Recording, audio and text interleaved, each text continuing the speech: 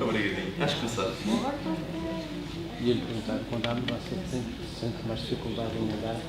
Isto é uma doença neurológica. Isto não tem nada a ver com os outros. Não, isto é uma clorose múltipla. Então não afeta a questão do... Afeta a mudança de estação. Mais a primavera e o outono. Mas também agora em Copenhague, cada vez torna-se mais difícil ter atravessar. Enquanto eu puder, vou dar. Pois claro. Ora bem, temos mesmo que avançar, porque já estamos quase na fase final da nossa apresentação. Vamos apenas falar agora do que consideramos ser mais o importante.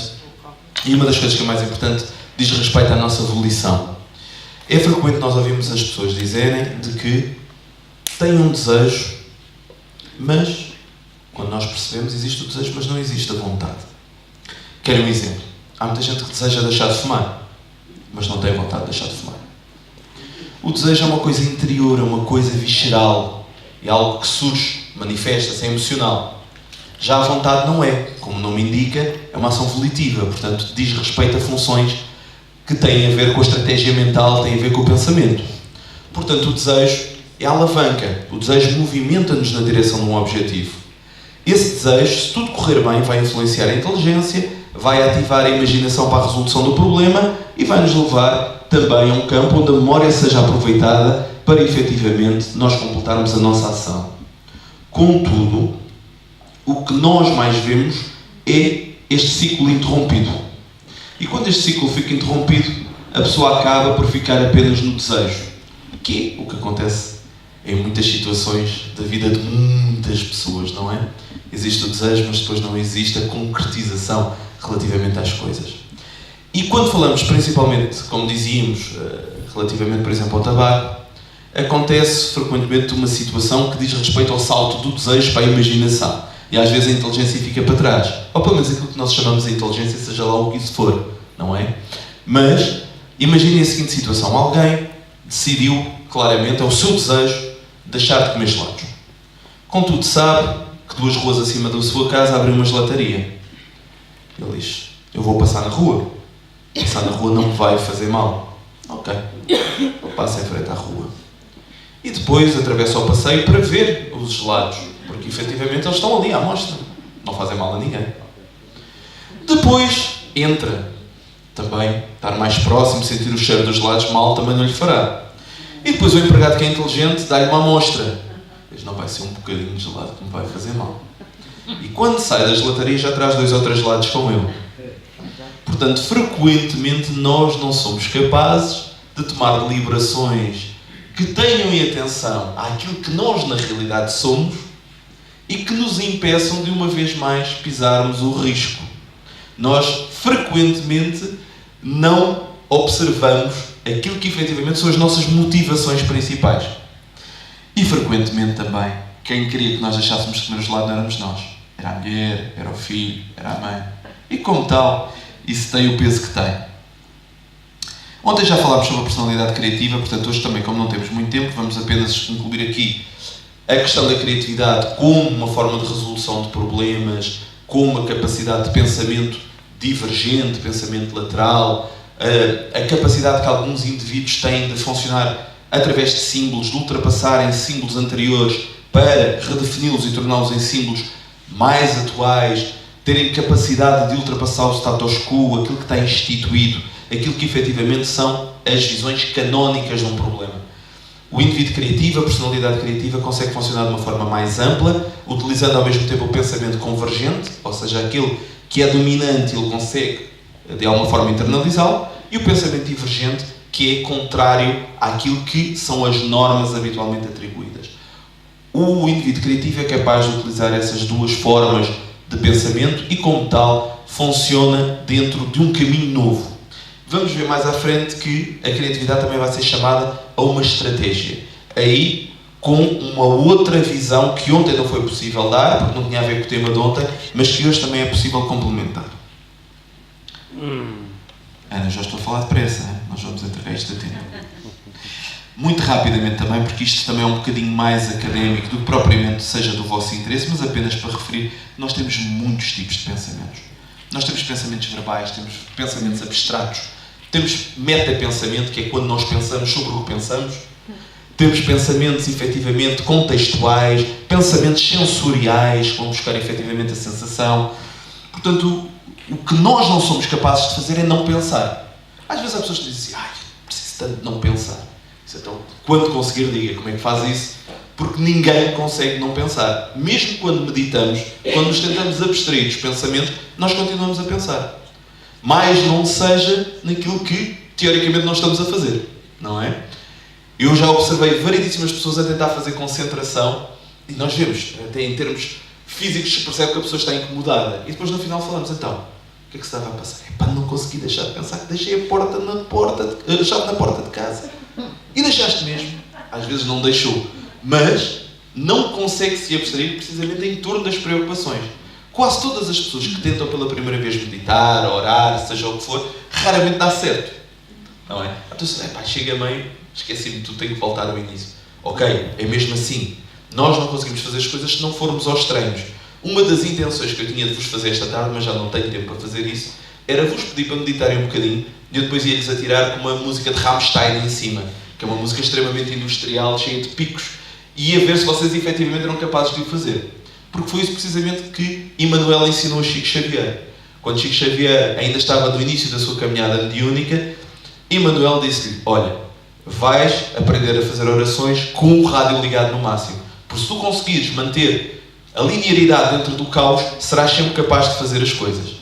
E eu assumi essa lição para mim, também treino muito meditação e até preces com o rádio ligado no máximo. Porque se conseguimos fazer aí, conseguimos fazer em todas as situações. E às vezes vamos precisar disso. Porque também os pensamentos daqueles que estão à nossa volta também nos podem perturbar. Seja daqueles que estão perto de nós, estão na carne, ou aqueles que estão distantes dele. Nós somos influenciados todos os dias pelos pensamentos. Nós somos antenas psíquicas. Nós funcionamos em termos de psicometria. Portanto, por vezes, as psicosferas nos ambientes influenciam-nos. Eu, por exemplo, detesto ir a centros comerciais, detesto ir a grandes superfícies. Eu que sou uma pessoa que durmo 4 horas por noite, quando entro numa grande superfície só me apetece é dormir. Eu fico completamente desvitalizado. Parece que o pensamento daquela gente toda ao mesmo tempo me desvitaliza. E sei que é possível, porque é uma psicosfera que ali está a acontecer. Por outro lado, dou-me muito bem em alguns espaços onde as pessoas dizem, isto aqui é impensável. Por exemplo, gosto imenso de estar num cemitério, vejam lá. O tétrico que isto não é. Isto deve ser a minha natureza gótica do século XIX, que se acentua e eu vou para lá com vestes pretas e compridas. Mas a verdade é que me sinto bem, é uma psicosfera que de alguma forma me dá tranquilidade. Vá-se lá perceber porquê. Aqui o que interessa reter é que efetivamente nós somos afetados todos os dias pelas psicosferas. E esse tipo de pensamento acaba também por nos desgastar. Agora vamos falar de uma coisa muito interessante. Não vamos ter muito tempo, mas vamos falar en passant dela. Já ouviram falar de pensamento contrafactual? Se não ouviram falar de pensamento contrafactual, eu tenho uma coisa para vos dizer. Vocês utilizam todos os dias. Ok? E já vão ver o que é o pensamento contrafactual. Por exemplo, aqui temos acontecimento possível que não aconteceu na realidade, acontecimento possível que não ocorreu na realidade, acontecimento que realmente ocorreu, acontecimento possível que não aconteceu na realidade, acontecimento possível que não aconteceu na realidade. Ou seja, dito de outra forma, perante uma coisa que aconteceu, nós na nossa mente fazemos muitas vezes confabulações acerca do que podia ter acontecido. Ok? Vamos ter aqui um exemplo. A cobra soltou-se. Na realidade, ele conseguiu fintar a cobra ou tem o antídoto e vai para o presente. Por outro lado, ele pode pensar, não consigo fintar a cobra, ela morde e eu morro. O antídoto está partido, eu morro. Ou então, a cobra não se irrita e não me ataca, não se cria uma situação de perigo. Não se abre a caixa e a cobra não sai. Temos aqui vários tipos de contrafactuais. Aquilo que nós chamamos o contrafactual bottom-up é aquele onde aquilo que nós pensamos é melhor do que aconteceu na realidade. E o bottom-down é quando as coisas são, na nossa cabeça, são piores do que aconteceram na realidade. Um exemplo muito fácil de perceber de um bottom-down. Por exemplo, nós vamos a virar o carro numa curva, há um indivíduo que vem de frente e nós, só por um bocadinho, conseguimos escapar. Paramos o carro a tremer e dizemos assim, podia ter sido um acidente tão mau, eu podia estar morto. Isso é um contrafactual bottom-down, porque o que nós pensamos é pior do que a realidade. Por outro lado, estamos a ver os números de Euromilhões e temos 4. E pensamos assim, mais um bocadinho eu tinha-me saído do Euromilhões. Isso é um contrafactual bottom-up. O que é curioso neste tipo de pensamento? É que nós fazemos grande parte do dia em torno deles. Ou seja, nós fugimos da realidade, às vezes uma realidade que acabou de acontecer, para inventarmos novas realidades e estarmos aqui a perder uma série de tempo em torno disso. Porquê é que nós o fazemos? Nós fazemos porque tem benefícios, não é? Por um lado, satisfazemos o nosso lado mais masoquista. Nós às vezes gostamos de estar ali a remoer um bocadinho naquilo que poderia eventualmente ter acontecido. Por outro lado, aprendemos alguma coisa com isso também, que é as possibilidades daquilo que aconteceu. Se calhar da próxima vez que eu utilizar o carro e for fazer aquela mesma curva, eu já não vou tão depressa, porque aquele caramelo que vem do outro lado, para a próxima pode-me acertar. Até aí é perfeitamente saudável. Só não é saudável quando nós passamos a vida a fazer isto. E eu conheço, acreditem. Eu próprio também. Mas conheço muita gente que passa os dias inteiros a viver realidades que nunca existiram, que já passaram, mas continua a condoer-se com isso. Epá, naquela altura ele podia-me ter deixado. Epá, naquela altura eu podia ter feito aquela coisa. Ou podia ter feito a outra. E gastamos uma energia mental incrível, que nos podia ser útil para outras situações, e continuamos ali a remoer. Temos aqui alguns. Vocês agora já sabem identificar. Leonard Ross, comandante dos bombeiros do Lute, Minnesota, faz respiração boca a boca para reanimar um gatinho, retirado de um incêndio numa caravana. A dona do gato, uma menina de 6 anos, comenta o sucedido. Se o senhor não tivesse respirado na boca da Milu, ela estaria morta. Isto é um contrafactual? Bottom down. Exatamente. Porque na realidade a bichinha salvou-se porque ele estava lá. Ok? A explosão do vai-vai espacial Challenger, poucos segundos após ter deslocado o Cabo Canaveral, na Flórida, provocou a morte dos seus 7 tripulantes. Se a falha que provocou a explosão tivesse sido descoberta antes do lançamento, os tripulantes ainda estavam vivos. Bottom up. Apesar das aparências, tenho todos os meus dedos. Por acaso parece que lhe falta ali um dedo, não é? Diz Andrew Hartman, participante de um projeto de observação de tubarões. Hoje em dia, quando penso nisso, acho que foi um disparate tocar naquele tubarão que estava a atacar o barco. Poderia ter ficado sem os dedos ou até sem o braço. O problema é que quando nós vivenciamos estas situações, nós voltamos a sofrer, como falámos há pouco. É absolutamente impensável que ele recorde este momento sem ter uma manifestação adrenérgica no seu organismo. É quase impossível ele não ter uma reação de medo, de exaltação, de preocupação, de ter manifestações físicas relativamente àquilo que aconteceu. Haverá utilidade dele rememorar isso todos os dias da vida dele? Provavelmente não. Como é que nós lidamos com isto? Só conseguimos lidar com estas situações quando as ultrapassamos, que é uma coisa que nós temos muita dificuldade em fazer, porque a maior parte das vezes não temos o mínimo interesse em ultrapassá-las. Vivenciamos-las exatamente como aconteceram. E não conseguimos perceber de que, se não aconteceu daquela forma, alguma razão existiu para que não acontecesse. E mantermos na realidade sem fazer essas viagens, às vezes perfeitamente dramáticas, ao nosso passado. Ora bem, vamos falar então aqui finalmente das tomadas de decisão, das estratégias que nós utilizamos todos os dias e que de alguma forma também nos marcam. Vamos utilizar aqui alguns silogismos, algumas proposições silogísticas para percebermos aqui o que vamos fazer a seguir. Portanto, silogismo 1. Todo homem é mortal. Sócrates é homem, logo, Sócrates é mortal. Estamos a falar do filósofo. Podem responder, estamos a falar do filósofo. Ok?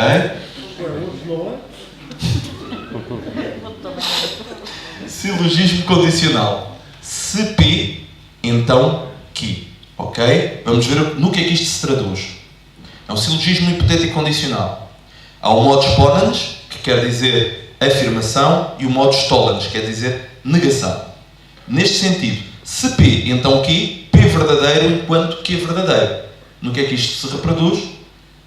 Se a professora chegou a tempo, ela deu aula. A professora chegou a tempo, logo, ela deu aula. É quase que infantil, verdade? Já vamos ver que não é assim tão infantil quanto isso. Se P verdadeiro, então o que é verdadeiro? Isto é um hipotético condicional. Modus tollens, o de negação, já se trata de uma forma indireta. Ok? Portanto, nós vamos partir de uma premissa posterior para chegarmos à anterior. Se Q é falso, então P é falso. Se a professora chegou a tempo, ela deu aula. A professora não deu aula, logo ela não chegou a tempo. Perceberam a inversão? Ok? Portanto, até aqui tudo bem. O que é que isto tem a ver com o nosso dia-a-dia? tem a ver com as inferências que nós fazemos no nosso dia-a-dia. Nós tiramos das informações o que nós queremos tirar. Nós, na realidade, não temos um raciocínio lógico. Muitas vezes, eu sou só lógico, eu ligo lá para isso, essas coisas dos espíritos, não sei, mas eu sou uma pessoa lógica, eu sou uma pessoa racional. És? Então dá uma explicação. Porque o joelho estalou e a parede caiu Ok. Tu estás a tentar fazer quadratura do círculo, verdade? Portanto, tu estás a transformar uma coisa que é simples numa coisa muito mais complicada. Ora, nós na ciência temos uma coisa que chamamos Occam's Razor. Ou seja, perante todas as situações, aquela mais fácil nós consideramos que é mais passível de acontecer. Ok? Normalmente a malta fica assim com ar. Portanto, provavelmente, a explicação mais lógica neste caso também é aplicável. Então vamos fazer lá um teste de sinergia. Eu adoro isto. Portanto, nós temos um A, temos um D. Um A é uma vogal. O D é uma. O 4 é. Vê como vocês estão a perceber? O 7 é. Muito bem. Então, o problema que eu vos apresento é: se uma carta tem uma vogal num dos lados, então ela tem um número par do outro lado. Que cartas temos de virar para comprovar ou não a teoria? Que cartas é que vocês acham que nós temos que virar? A4. A e 4. Importa-se de explicar porquê? Porque A é vogal e 4 é par. Muito bem. Se P verdadeiro, que é verdadeiro. Se P falso, que é falso. Quais é que são aqui os P's? Qual é o P? O P é o A. Exatamente. Porque se uma carta tem uma vogal, o vogal é o P. É o A. Então ela tem um número par do outro lado. Então aqui, qual é que é o quê? É o 4. É o 4. Será? Se é número par. Se nós estamos a fazer uma condicional indireta, é o... Vamos imaginar que eu viro o 4. E agora, do lado do 4, está uma consoante. Posso anular esta afirmação? Eu aqui digo que se tiver par de um lado, tem que ter uma consoante do outro lado, ou não pode ter uma consoante do outro lado? Não digo. Tem. Pronto. Então, o A está certo. O A está certo. É o P. Agora, qual é que nós temos que virar para confirmar ou, de alguma forma, contrariar a proposição? É o 7. Porquê? Se eu virar o 7, o que é que tem que estar do outro lado? Não. Se houver uma vogal, lixou-se a teoria. Tem que haver uma consoante. Portanto, só há duas cartas que nos podem dar a veracidade ou a falta de veracidade desta proposição. Se eu virar o A e se do outro lado estiver um par, estamos bem. Se não tiver um par, acabou-se. Se do 7 eu virar e estiver uma consoante, estamos bem. Se estiver uma vogal, acabou-se. 90% das pessoas a quem fizemos este teste diz que é o A e o 4, precisamente. Mas, no entanto, se nós virarmos o 4, tanto faz o que esteja do outro lado, porque a proposição não fala nada acerca disso. Perceberam como isto, no nosso dia-a-dia, é tão importante? Como nós, às vezes, tentamos, de alguma forma, tirar verdades acerca de proposições que não são bem colocadas? Quantas vezes nós assumimos que uma coisa é desta maneira porque, efetivamente, a proposição que colocamos é errada? Quando eu digo que esta pessoa vai me ajudar neste momento, eu não coloco que ela vai me ajudar e vai estar ao meu lado a vida toda. Não é essa a proposição que eu coloco. A única proposição que eu coloco é: se ela me ajudar, eu vou ficar bem. Mas, se eu assumir que ela ajudando vai ficar comigo para a vida toda, eu estou a tirar da proposição uma coisa que não existe. Portanto, mais uma vez, entramos em problemas de ilusões e desilusões. Ok? Portanto, nós não somos minimamente lógicos. Nunca fomos, nunca seremos. A maior parte das vezes nós guiamos puramente através da emoção. Durante muito tempo pensou-se que as pessoas tomavam decisões lógicas a nível financeiro. O Adam Smith falava sobre isso, todas as teorias económicas baseavam-se nesse pressuposto. Que, efetivamente, o que um homem fazia de melhor para si, melhorava toda a sociedade. Foi preciso um esquizofrénico genial, chamado John Nash, para descobrir o equilíbrio e demonstrar de que não é o que o homem faz a pensar em si próprio que melhora a sociedade. É o que ele faz a pensar na sociedade que ele acaba também por se melhorar a ele próprio. E então estabeleceu o equilíbrio de Nash. E esse equilíbrio de Nash ajuda a romper com uma série de paradigmas anteriores, porque nos ajuda a perceber de que nós não sempre tomamos decisões racionais. E nós hoje em dia sabemos isso, não é? As decisões financeiras que tomamos, a maior parte das vezes, tem muito mais a ver com as coisas que gostamos do que com aquilo que racionalmente seria o mais correto. Tanto que existem hoje em dia psicólogos a tentar estabelecer parâmetros de psicologia comportamental. Ou seja, vamos imaginar que eu vou comprar um Ferrari.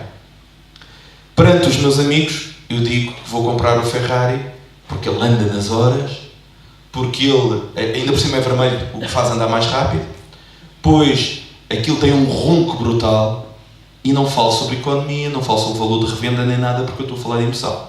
Chegando a casa eu tenho que justificar a compra do Ferrari à minha mãe, à minha mulher, seja a quem for. E eu já digo, não, eu comprei o Ferrari porque ele é uma obra de arte. Portanto, quando eu o vender, ele vai me dar mais dinheiro do que eu comprei. Não falo sobre a velocidade, não falo sobre o ronco, não falo sobre o prazer que ele me dá. Na realidade, eu sei as razões pelas quais eu comprei o Ferrari. Tem a ver com a minha emoção. Não tem nada a ver com a minha racionalidade. Mas, sabendo disso, eu altero o meu discurso conforme o meu interlocutor. Portanto, nós não tomamos as decisões de forma racional. Nós tomamos as decisões de acordo com os nossos desejos. E já falámos há bocadinho acerca dos nossos desejos. Ora bem, mas como tudo isto cansa mentalmente, todas estas decisões cansam mentalmente, nós utilizamos muitas vezes uma estratégia. Esta estratégia é o pensamento heurístico ou a estratégia heurística. Aqui no campo da psicologia, na filosofia, diz mais respeito a uma forma de procura do conhecimento, aqui na psicologia também, mas através de um processamento especial. As estratégias heurísticas são uma espécie de atalhos que nós utilizamos para resolver um problema onde não podemos gastar demasiado tempo, onde não podemos utilizar um pensamento mais algorítmico. E como tal, nós utilizamos o estratagema heurístico. Tem muitas vantagens, utiliza muita criatividade e até utiliza a intuição. Contudo, tem graves riscos quando não sabemos utilizá-lo da melhor forma. Por exemplo, lembram-se há uns anos atrás, há uns anos não foi há muitos, penso que foi há 3 ou 4 anos, aquele piloto que conseguiu pousar o avião no Rio Hudson